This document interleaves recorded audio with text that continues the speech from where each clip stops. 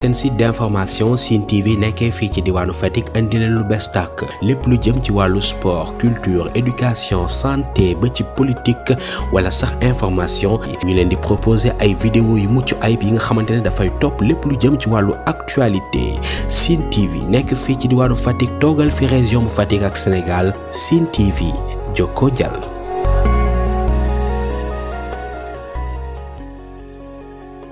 maa ngi tudd Mariane Fall dëkk Pël ga kon ci formation bi rëccu naa li ma ci li ma yéexee di dugg ci ay formation parce que gis naa njëriñ bi te gis naa ci sama bopp te vraiment kontaan naa ci trop te bu ma sañoon tey képp kuy jigéen su déggatee formation mu fexe ñëw ci parce que bu ñëwee dina ci gis njëriñam waaw am na solo trop ñeenti fan la woon ci santé sama bopp carrément daal waaw ba tax na dama gis ne su ma bés ni ki tey su ma jógee ci formation bi xëy na dina am lu bari loo xam ne dina ma ko apporter ci sama bopp daal. Jënd ak njaay la doon yëngu ak nit daal ni mu war a comporter woo ak nit avancement daal lañ ci bëgg ba buñ ci génnee ba ku ñu seen ne ñii kat bañ demee ci formation bi ba léegi ci lañ changé. C'est Berthe Gnilane Faye, donc présidente des Dames dévouées de Fatick. waaw tey lañ doon clôturer formation bi ñu amal te bénéficier woo ko ci turi 3FPT formation bi nekkoon ci marketing commercial voilà donc c'était pour 5 jours donc ñu ngi doog a clôturer. marketing commercial nag dëgg la tubaab la buñ ko waxee ci wolof moom mooy dañ ñu doon jàngal ci technique yi nga xam ne tey dina permettre ñun ñiy jaaykat yi suñu njaay ñu mën koo jaay ci anam bu rafet nga xam ne client bi dina ci gis boppam am satisfaction waaye ñun ñii di jaay aussi dañ ciy am satisfaction donc ci technique yooyu lañ ñu doon jàngal nu ñu jaayee yan pexe la ñuy lal ngir suñu njaay gën a mën a dox. 5 jours la woon. 25 femmes. xam nga boo waxee les dames dévouées nous sommes que des dames mais benn góor bi dafa nekk benn ci suñuy employé xam nga jigéen moom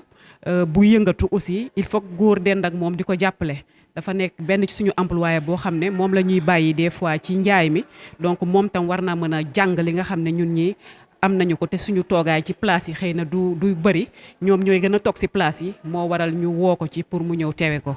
après formation bi nag jàpp nañu ne li nga xam ne jàngal nañ ñu ko te cabinet bi ñuy wax cabinet ASFA jàngal ñu ko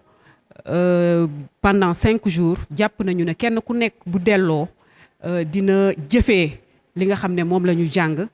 gis ci aussi ay opportunité gis ci ay amélioration ci suñu vente ci suñu njaay gis ci amélioration bu am solo parce que jigéen mën nañoo jaay rek mais xamuñu yan buntu la ñuy def yan pexe la ñuy def ngir mën cee génn donc tey jàngal nañ ñu loo xam ne tey bu ñu fi génnee kenn ku nekk boo demee di nga xam ne lii ñu jàng ni yéex nañ koo jàng parce que am nañ yaakaar ne dinañ indi yokkute ci ñun mais du indi jamais lu ñu xam ne lu ñu wàññi la. Je voudrais remercier d'abord son excellence le président Macky Sall ndax nag li may wax chaque jour rek lu yëngu lu ne la ko yëngal moo ko ëpp doole. tey 3FPT bu taxawee tey ba di ñu jox ay formation yàlla ak son excellence le président Macky Sall la kon ngërëm gi ci moom lañ koy dooree waaye bu ñu fa jógee di jaajëfal 3FPT ci choix bi nga xam ne porté na ko ci suñu groupement donc groupement les dames dévouées de Fatick nga xam ne jamono yi ñu toll mu ngi ci presque 250 femmes ñu am ci ñaari cohorte de 25 donc loolu dañ leen ci remercier bu baax a baax c'est pas évident donc bu passé loolu ñu remercier cabinet bi nga xam ne tey 3FPT yebal si na leen pour ñu ñëw former si ñu cabinet bi ñu ngi koy wax cabinet ASFA ñu yebal si fi nag ñaari formateurs yu xarañ ñaari formateurs yoo xam ne vraiment maîtriser nañu ñi nga xam ne ñoom ñooy seen ay bénéficiaires maîtriser nañu leen ci anam bu nekk ndax former jigéen yombul donc ñu fexe ba encadrer ñu ba jàngal ñu tey loo xam ne tey jii vraiment satisfaction lañ ci génnee donc ñu jaajëfal de passage monsieur Dieng mi nga xam ne tey moom moo fi nekkoon ak Oumy Gueye ñoom ñaar te cabinet ASFA yebal si leen fii Fatick donc ñu ngi leen di jaajëfal di remercier à travers ñoom le cabinet ASFA waaye di ñaan vraiment que ñu continuer di demander à ce que femmes Fatick yëpp bénéficier wu ci formation marketing bi waaye nag de préférence bu ñuy am cabinet ASFA dinañu gënal. Les dames dévouées de Fatick mënuma wax te jaajëfaluma leen parce que à chaque fois jigéen xat na lool mais boo wootee formation tu vois vraiment que ambitieuse nañu bëgg nañu xëy na loxo bi moom moo jotul rek mais bëgg nañu. Donc pour dire que vraiment cette formation a été vraiment pleine ñëw nañu à 25 nombre bu ñu bëggoon ñu ngi fi woon assister formation bi pendant 5 jours donc vraiment duñu def lu dul jaajëfal leen di wax ñu gën a góorgóorlu bu ñu génnee ci formation yi di leen wax ne nañu jàpp ne bu soobee yàlla dinañ ñu accompagner dinañu am ay financement donc ñi nga xam ne am nañ ci luñ jàpp ñu gën leen a jàppale ngir renforcer seen liggéey mais ñi nga xam ne jàppaguñ ci dara aussi ñu fexe ñu jàpp ci. Bonjour, William Dieng, expert formateur dans le cadre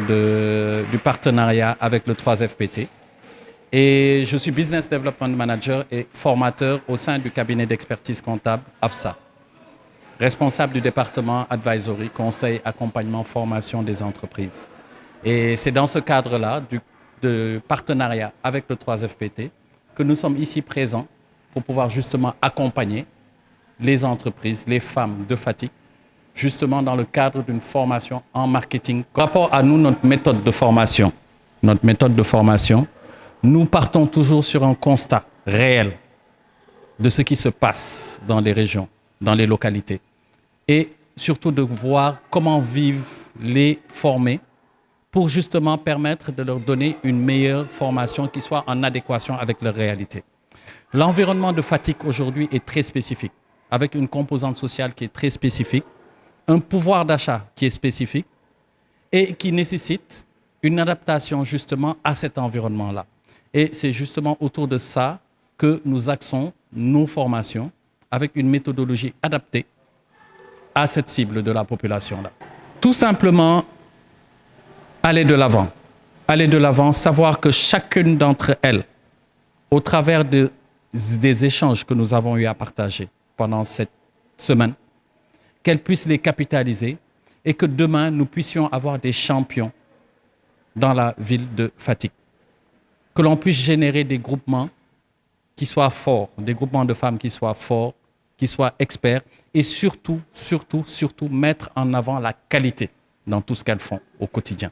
Et c'est justement l'axe majeur des enseignements que nous avons eu à partager avec elles. seen site d'information Sine TV nekkee fii ci diwaanu Fatick andi leen lu bees tàkk lépp lu jëm ci wàllu sport culture éducation santé ba ci politique wala sax information ñu leen di proposer ay vidéo yu mucc ayib yi nga xamante ne dafay topp lépp lu jëm ci wàllu actualité Sine TV nekk fii ci diwaanu Fatick toogal fi région bu Fatick ak Sénégal Sine TV jokko jàll.